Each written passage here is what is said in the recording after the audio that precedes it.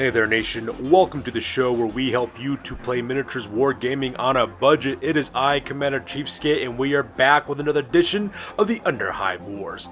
This is our channel's series of Necromunda battle reports, and this is the championship fight of our current Peachtree's Turf War. So after 16 battle reports, this is the very last one for our Peachtree Turf War. It is a championship fight that is fought between my friend Sergeant Sigmaring with his sleeping dogs of House Delaque versus my other buddy Warlord Ace of 911 of House Van Saar. So it's been a long road between these gangs. All 6 of the house gangs have fought one another over the course of our campaign. Now it's time for us to figure out who's going to reign supreme over the dome of Peachtrees. So with that being said, ladies and gentlemen, we're going to play some background music real quick. If you want to see exactly what each of the gangs is bringing for this one, go ahead and pause and take a look at your own leisure. So with that being said, let's get this battle report on a roll.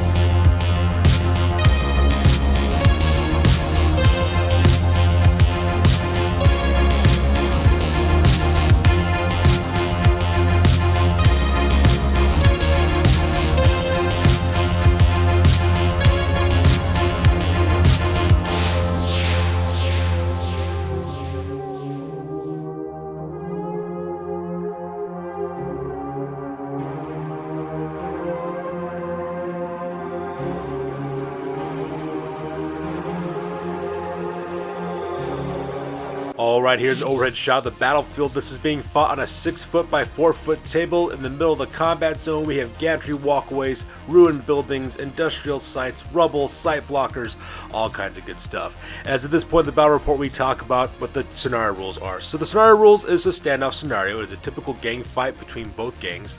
And what ends up happening is that each gang member that you take out of action or cause to flee off the table nets you a certain amount of points. You get 3 points for leaders, 2 points for champions, and 1 point for every other fighter in the gang. By the end of the scenario, whoever has the most points is the winner. It's pretty straightforward and pretty simple, and my friends like this one the most, so that's the scenario they chose to fight it out. So with that being said, let's go talk about the battle plan real quick. Here's an overhead shot of the battlefield. As you can see, my friend Sergeant Sigmaring has deployed his sleeping dogs on the near side of the table, while my friend Warlord Ace has deployed his gang 911 on the far side of the table. As you can see, they just have pretty much a straight up lineup formation right across from each other. They have their little individual fighter teams set up on the flanks as well in the center. And with that being said, let's go and zoom in real quick and talk about where each of the gangs are located at.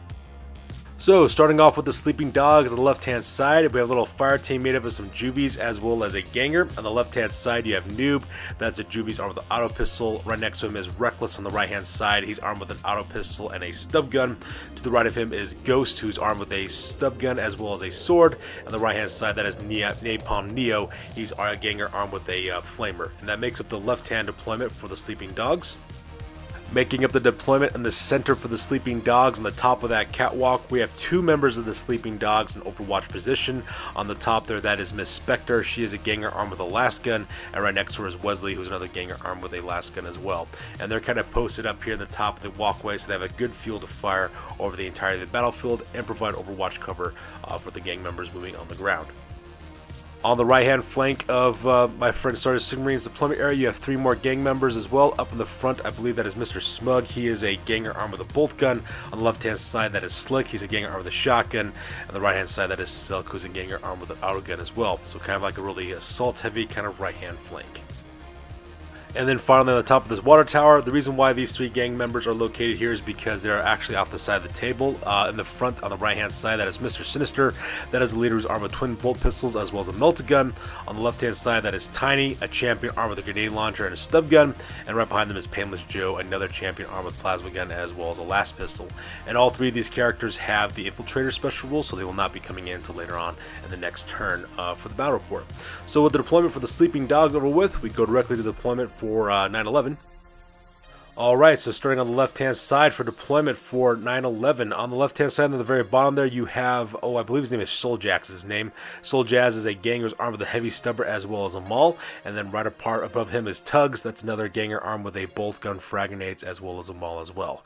And they're kind of like in Overwatch positions from the Oak Crown complex, laying down some overwatching suppressive fire for the gang on the left-hand flank. Making up their center deployment, in the back there you have Chopper, that is a gang champion, is armed with a heavy stubber as well as a last pistol. He has the marksman as well as commanding presence ability. And right in front of him he has Turop as well as Rango. Turop's on the left, Rango's on the right. Those are gangers armed with mesh armor as well as bolt guns as well. So very heavy kind of suppressive element there in the center portion of the deployment area. And finally, on the right-hand flank, we have the rest of the gang. Starting off with the left-hand side, that is Nero. He's a leader. There's a gang champion who's armed with a plasma gun, as well as a last gun, as well as a plasma pistol. Right in front of him is Moloko, who is a ganger who's also a specialist, armed with a flamer, as well as a last pistol. And on the left-hand side, that's Tough Shakes, who's armed with a chainsword, as well as a bolt pistol. And then finally, on the right-hand side, that is the gang leader Bustanine. He's in the back. He's armed with a bolt gun, bolt pistol, as well as a Medicaid kit. Up in the front, he's got his juvies. He has F&G, Rune Dog, as well as Mega Man. All three of those characters are armed with twin stub guns. And that pretty much makes it the right-hand flank for the House Van Saar. So that being said, both of my friends roll out for initiative to see exactly who takes the turn for the very first turn of our championship fight. So that takes us to the top of turn number 1 for House Delaque. So the Sleeping Dog get to go first, and the very first thing that my buddy Sergeant Sigmaring does is activate Miss Spectre, who is the ganger armed with the last gun. He has her take aim with her last gun, opens up across the battlefield to where Chopper as well as Turop as well as Rango are located at, because she wants to lay down some suppressive fire and try to take out some of those characters and not cause any problems. Unfortunately for Miss Spectre though, none of her shots actually managed to hit anything, so because of that, that shot kind of goes wide. In exchange, my friend Warlord Ace then activates Chopper, his gang champion, who then in turns, because he has the commanding presence ability, activates 2 other fighters as well. He activates both Turop as well as Rango, and all 3 of those guys open up onto across the walkway towards where Wesley as well as where Miss Spectre are located at. In the end, I believe it is Chopper who managed to secure a hit against Miss Spectre, but unfortunately the only thing he was able to do was cause a flesh wound. So she is a little bit easier to wound in the next turns, but that's pretty much largely ineffective. Considering when you have 2 bolt guns as well as a heavy stubber going off against these 2, it wasn't really all that impressive. In exchange, however, Wesley does take aim with his sniper rifle with his last gun and opens up onto Rango.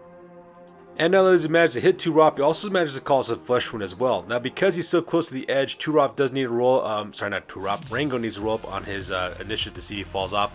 He does fail his initiative test and he does fall and take a hit, but fortunately for him though, he doesn't take any wounds at all, so because of that, he's just back on his feet again with a flesh wound from the stray shot from Wesley. So, with the eagerness to get to it, my friend Warlord Ace then activates Bustanine, his gang leader, who then in turn uses his commanding and presence ability, activates all 3 of the juvies. As you can see, they actually spend the entire action phase doing a double movement across the battlefield, running off from the roadway down to taking cover positions on the right-hand side with the catwalk, with Bustanine as well as one of the juvies, and the other 2 juvies, I believe that's F&G and Mega Man, I believe, are on the left-hand side right next to that rubble pile. Kind of taking up points that way if anybody wants to assault on the right-hand side. The House Delaque guys are the target of the juvies and not the more valuable gangers. And that pretty much makes up the action phase on the right-hand side for 9/11.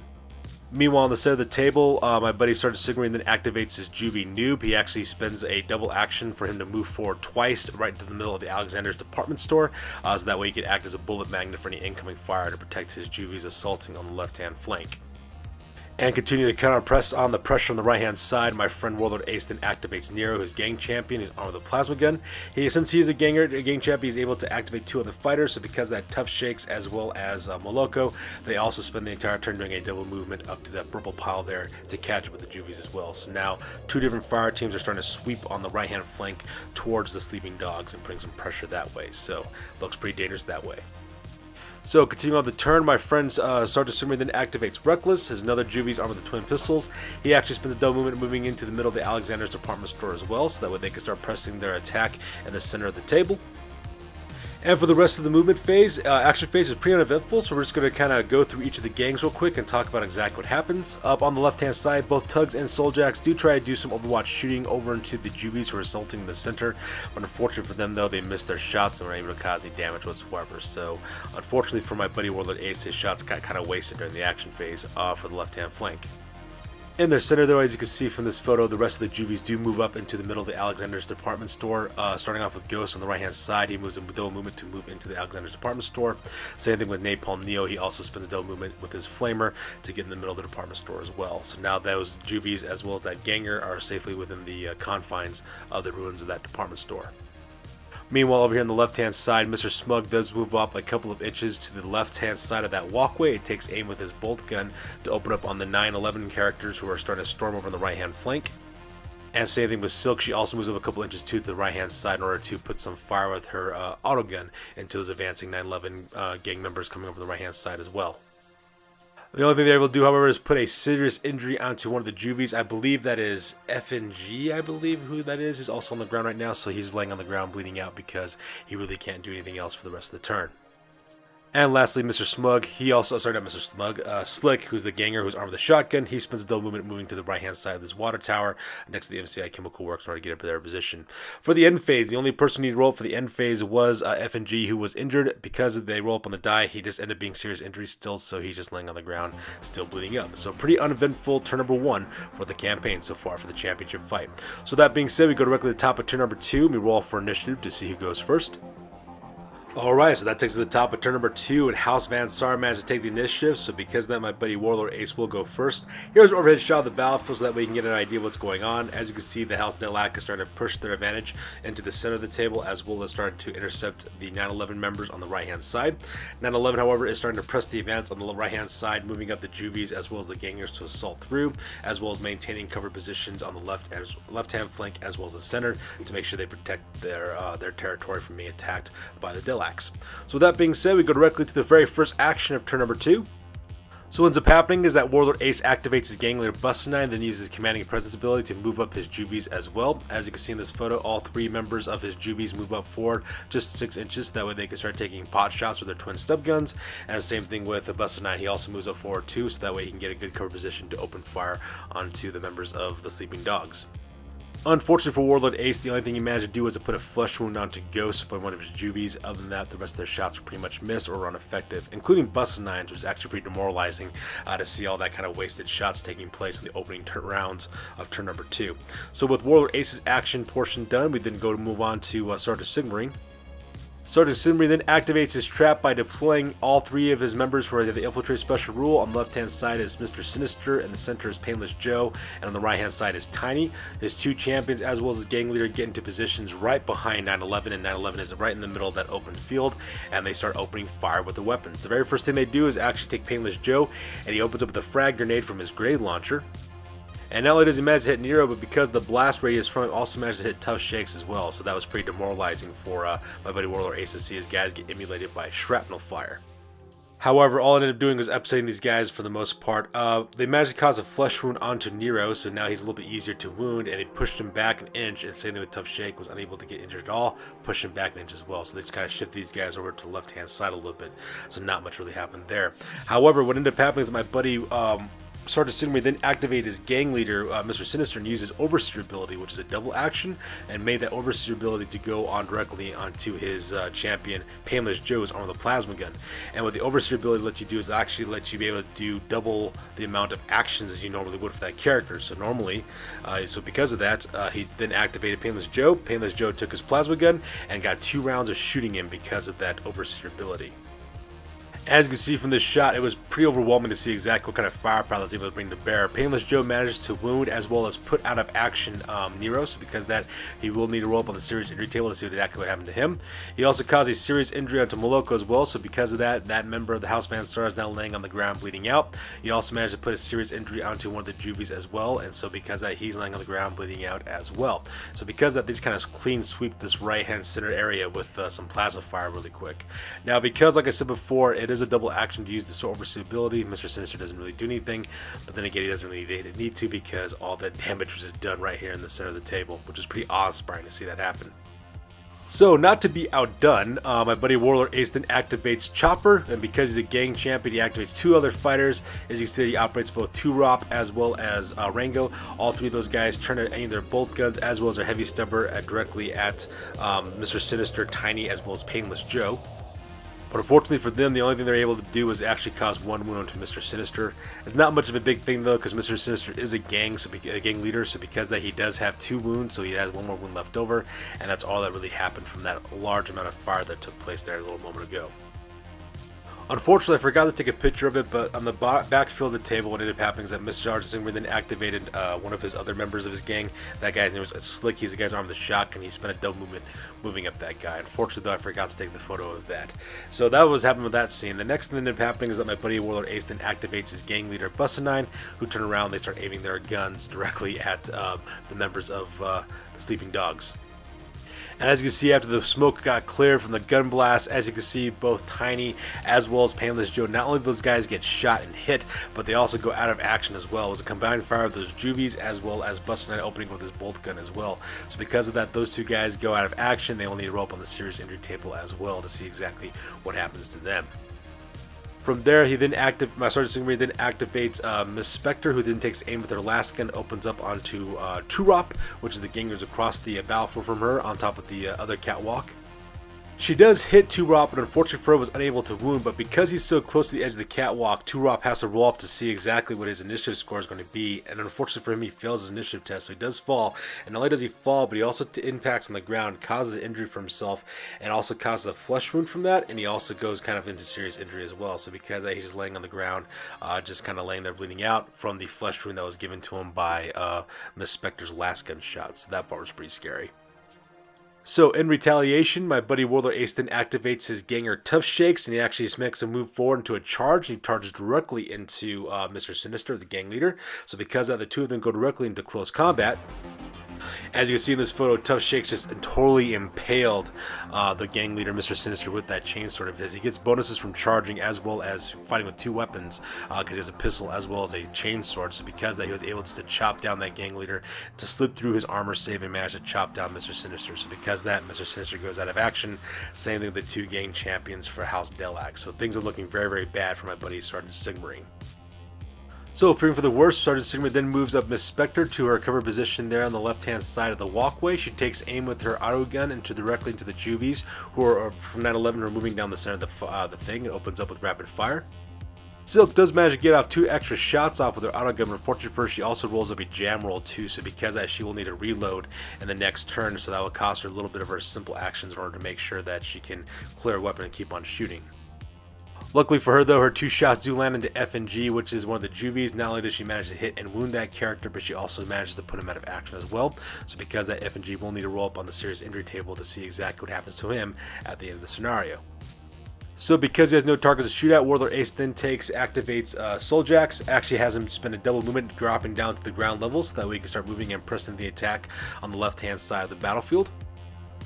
At the same time, he also does a double move with Tugs real quick on the left-hand side to drop him down. Now, obviously, you might be wondering, wait a minute, what about the actions that Mr. Sergeant Sigmund was? He was taking action between these 2. He does, but in order to save time and effort, I just kind of photographed what happened here real quick, because what he ended up spending for the rest of his turn was in the middle of the table, and I'm going to concentrate on that real quick. So, yes, Sergeant Sigmund did get a turn between these 2 guys, but I just did it for the sake of expediency. And that's because for the rest of the turn, it's just individual juvies taking action for Sergeant Sigmarine. So what he did was between both Tugs and Souljax when they did their movement. What he did is he spent a double movement moving Napalm Ned onto the top of the balcony there for the Alexander's department store. So that way he can start assaulting the central gantry-way, leading to where Chopper as well as Rango are located at. On the right-hand side, however, he does move all 3 of his juvies, which is Noob, as well as Reckless, as well as Ghost. He just moves up the normal 6 inches to that window, so that way they can start taking pot shots with their weapons directly at the juvies in the middle of the table from 9/11. And because I do manage to put another shot onto Mega Man, not only do they manage to hit him, but they also manage to wound him as well, putting on a flesh wound, and the second shot put him down as well. So now he is seriously injured, so he'll need to roll up on the serious injury table to see what happens to him for the rest of the scenario. So that being said, we go directly to the end phase. And because so many people are down right now due to serious injuries for 9/11, my buddy does have to take, Warlord Ace has to take a bottle test. And unfortunately for him though, he does fail his bottle test on the very next action phase. He'll need to roll off to see exactly if his gangers stick behind or run. And because so many of his gang members have gone out of action, including his leader, my friend Saar Necromunda has to take a battle test as well. And because of that, he does fail it. So because of that, he will also need to take cool checks for his gang members to see if they stick around for the next turn as well. So both of these gangs have failed their battle checks. So because of that, they will not get a reputation point for fighting against each other for the very first time. So continuing on the bad news, Moloko does roll up out of action. So because of that, he will need to roll up on the serious injury table after the end of the scenario to see what happens to him. Meanwhile, the two Juvies in the middle of the table, Runedog as well as Mega Man. I believe Runedog has 2 flesh wounds on him, so he gets back on his feet, while Mega Man is still on the ground just laying there bleeding because he's still seriously injured. And then on the left-hand side, Turop does get back on his feet again with another flesh wound. So he is a little bit easier to injure, but he can still shoot and cause some more damage as well. And that pretty much makes up turn number 2. So with that being said, we go directly to the top of turn number 3, and both of my friends, Sergeant Sigmarine as well as Warlord Ace, are hesitant to go first because whoever ends up going first in turn number 3 will have to check to see if they're members of their gang chicken out or leave or not. And if too many gang members leave on either side, it'll pretty much end the scenario prematurely. So because of that, they go to the top of turn 3 and they apprehensively roll to see who goes first. So the top of turn 3, House Delaque goes first, and the very first thing you have to do after your gang fails a battle check is to take a cool check by rolling 2d6 to see exactly what happens to each of your gang members, to see if they actually stay to fight or if they flee off the battlefield. And unfortunately for my buddy Sergeant Sigmarine, he tests for Wesley first, and he fails his battle check and he runs away. He then rolls for Slick, another one of his gangers, who fails his cool check, so he runs away. He then rolls for Silk. She also fails her check, so because of that, she will be running away. Mr. Smug isn't feeling very smug at all. He fails his battle check, so he runs away. Napalm Neo is not sticking around to see exactly how this battle report ends, so because of that, he runs away as well. And finally, he rolls up for the rest of his Juvies as well. Ghost as well as Reckless also failed their cool check, so because of that, they will be both running away as well. And out of the entire gang of sleeping dogs, the only one who stands his ground is Noob, who is the Juve who actually successfully passed his cool test, and he is the only member of the gang left around. And so because of that, my buddy Sergeant Sigmarine pretty much calls the game, because no matter how many members of House Vansar runs away, it still outnumbers his Juvie. And as you can see, that takes us directly to the end of the game, with 9/11 being victorious in this battle report. And not only is 9/11 victorious, but House Vansar ends up seizing the victory for the championship of the Peach Trees Turf War. So that being said, ladies and gentlemen, we're going to go directly to the post game and talk about exactly what happened to each of the gangs, because this battle report is now officially over. Alright, so let's go and talk about the post-game real quick for the Sleeping Dogs. Further injuries, Mr. Sinister, Painless Joe, and Tiny went out of action, so because of that, they had to roll up on the serious injury table. Mr. Sinister suffered a grievous injury, so he goes into recovery. Painless Joe rolled out cold, so he makes a full recovery, and then Tiny suffered a grievous injury, and he goes into recovery as well. For advancements, Wesley does promote himself up to a level 2 ganger, earns +1 to his willpower, so it makes him a little bit tougher to run away, and so the same thing with injuries. For the reputation, they do get +1 reputation point for the difference in gang rating between the Sleeping Dogs as well as 9/11. So because of that, their total new reputation now is at 15 points. From their territories, they managed to generate 40 credits from their turf, and at the merchant, they also managed to use that to spend 50 credits in total. And what they used that for is to spend 50 credits on purchasing 2 grapnel launchers for both Tiny as well as Painless Joe, bringing the new gang rating to 1,788 points and the new record at 4 wins as well as 2 losses. Now on to the champions, 9/11 of House Vansar. For the injuries, Nero, Moloko, and FNG suffered out. All 3 of them suffered serious injuries and went out of action. So because that, Nero suffered a grievous injury, goes into recovery. Same thing with Moloko, he suffers a grievous injury and goes into recovery as well. While FNG learned lessons learned from that, so because he earned himself 2 more experience points as well.